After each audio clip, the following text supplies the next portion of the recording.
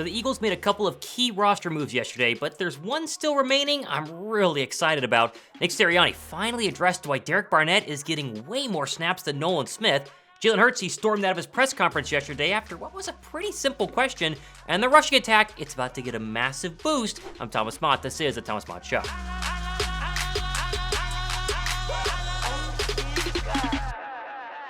All right, so in case you've been living under a rock, it is Dallas Hate Week, and both head coaches of the Philadelphia Eagles and the Dallas Cowboys have a very interesting approach when it comes to focusing their team on the matchup for Sunday. Nick Sirianni, well, he's channeling his inner Jalen Hurts, and dare we say, keeping the main thing the main thing? But for us to do anything different would mean I'm not doing my job for the first 8 weeks of the season, right? And so, but I'm appreciative to be in this rivalry game. Just go about your business. You can't let those things distract your attention to detail and all the things that you go about throughout the week. Cowboys head coach Mike McCarthy, on the other hand, well, he's invoking Santa Claus already, saying, quote, he expects a hard-fought game. The energy, obviously the environment when you get up there, I've never seen Santa Claus look the same since. It's a cool place to compete, end quote. Meanwhile, the only Dallas Eagle fans actually love said it's always tough hearing people chant his name when playing against the Dallas Cowboys. Rookie year, I was a little worried that they might have been talking to me, but not anymore. You know, I'm a Philly guy, and I love the hatred we have towards Dallas. So hearing Dallas suck just gets me fired up, because I feel the same way about them. Needless to say, we hate Dallas and Philly, and that's absolutely obvious. My big question is, if you're going to the game, let me know down below.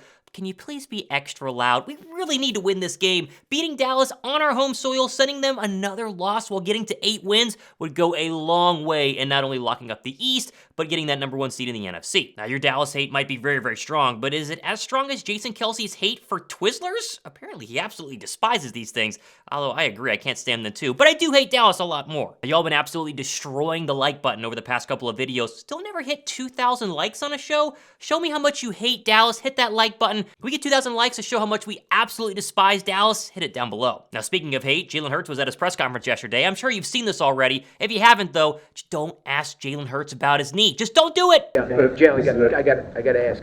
Anything new with the knee? Feel better? Feel worse? Different? Anything?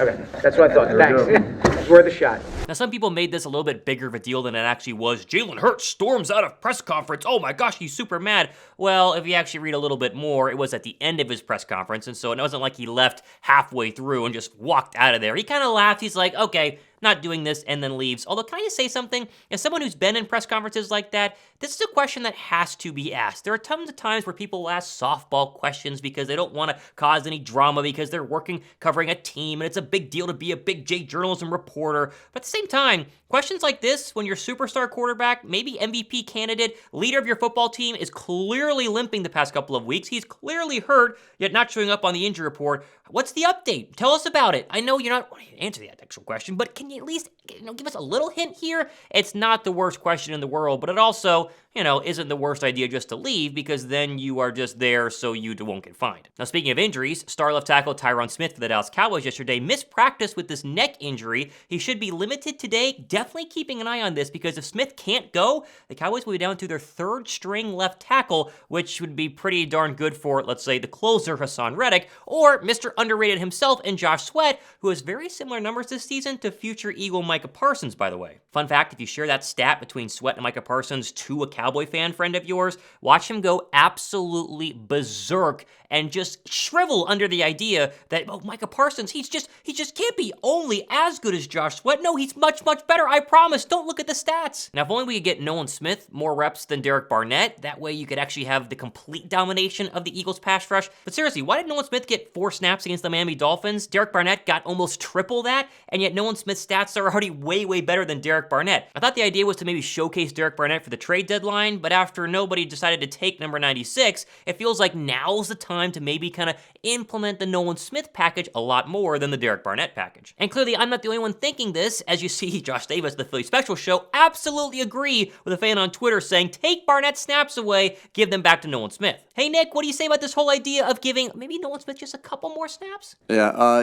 he's in a deep room. He's in a very deep room with 3 guys last year in particular that had 10-plus sacks. So, again, not anything that Nolan has done, where we're really excited about Nolan and the possibilities that he has as a football player. He's just in a very deep room, and sometimes you get in the flow of the game and you ride the hot hand, and Sweat and Josh and Hassan have been playing really good football. Well, I guess that means no. Oh, it's a very, very strong and deep position at outside linebacker and pass rush. Okay, but does Derek Barnett need more snaps? Like really, does he need more snaps or need more less snaps? Nick, please give us a little more Nolan Smith. I guess at least we got some good news yesterday in terms of injuries, and that is with Jalen Carter, who was the Eagles' only full participant on the injury report, meaning that the bread man will play. And here's to hoping he can recreate this viral image posted just after the Eagles drafted Jalen Carter of the bread man sacking Dak Prescott and absolutely ruining number 4's day. Now, when it comes to the defense, the Eagles have had their ups and downs. They've been good against the Miami Dolphins and bad against Sam Howell, but star defensive tackle Fletcher Cox told the media today he thinks 9 different starting secondary combinations over the first 8 weeks of the NFL season might have something to do with it. And technically, he might be right, although for what it's worth, the 2017 team, the team that won the Super Bowl, they were the 27th ranked pass defense, and the Eagles' pass defense right now is also ranked 27th? Either way, Cox thinks this might be the week for the team to get some continuity and actually showcase their full potential on defense. As Jeff McClain put it here, quote, the Eagles defense is still searching for their identity, and this will be a big week because of how they will have the same players in the secondary for a second straight game. Here's to hoping Kevin Byard looks a little bit better than he did on Sunday versus the Commanders with just an extra week of practice learning the decide defense. How many points do you guys think the Eagle defense gives up on Sunday afternoon? Let me know down below in the comment section. I said 21. Curious if you guys are over or under that. Now, despite all the good news on Jalen Carter and the defense, there are some people continuing to stay on the did not participate portion of the injury report, and that is tight end Grant Calcaterra and Bradley Roby, who both are most likely going to miss Sunday's matchup versus Dallas. Now, if Calcaterra is out, that's bad news for him because he's had a history of concussion situations, but maybe it's good news for one Albert O, who we haven't seen at all. Did you forget the Eagles traded for this guy like months ago? Outside D.I. Bird's blog on Twitter, he agrees and thinks that maybe this is the time we'll finally see Albert O suit up, actually play some snaps for the first time since he was traded to Philadelphia. I was a fan of the trade when it was initially made because he has the combination of size and athleticism that Jack Stoll and Grant Calcaterra simply don't have. Now let's see him play. No word yet on if they will actually activate Big O, much like Rashad Penny. All I really want is just to see maybe proof of life. Can we at least know that Rashad Penny and Albert O exist? Just banished to the Shadow Realm like Red Skull was in Avengers Endgame? Thumbs up if you guys are excited to see Big Albert O potentially make his first impact beating up the Cowgirls on Sunday afternoon. Now, a roster move that was actually made yesterday was threefold. Philadelphia went ahead and signed Julio Jones to the active roster, basically guaranteeing that the whole trade of Kentavious Street to Atlanta was to free up a roster spot for one Julio Jones. Side note, I love the fact that Julio Jones might have actually found the perfect situation for him at his current age. He didn't need to be a 1. He was never going to be a 2, maybe not even a 3. What he's going to be, though, is a guy who makes clutch catches on a limited basis in big moments and someone you can depend on like Philadelphia did in the red zone in the fourth quarter against the Washington Commanders. There's a very real chance Julio Jones, if he stays healthy, could get maybe 4 or 5 touchdowns this year, and that to me would be a huge, huge addition to this offense. Other good Eagle roster news was that the Eagles activated Cam Jurgens to the 21-day practice window, not guaranteeing he plays on Sunday, but giving him a much, at least realistic chance of going against Dallas, or at least being activated the following week once the bye week is officially complete. Although in order to actually put Cam Jurgens back in the lineup, they do need to create another additional roster spot, which my best guess being they're either going to put Bradley Roby or Grant Calcaterra on IR, depending on which one of the two was furthest away from returning in terms of their injury. Now, Jurgens coming back would be great news for the Eagles' rushing attack, which has struggled the past couple of weeks to even get over 100 yards.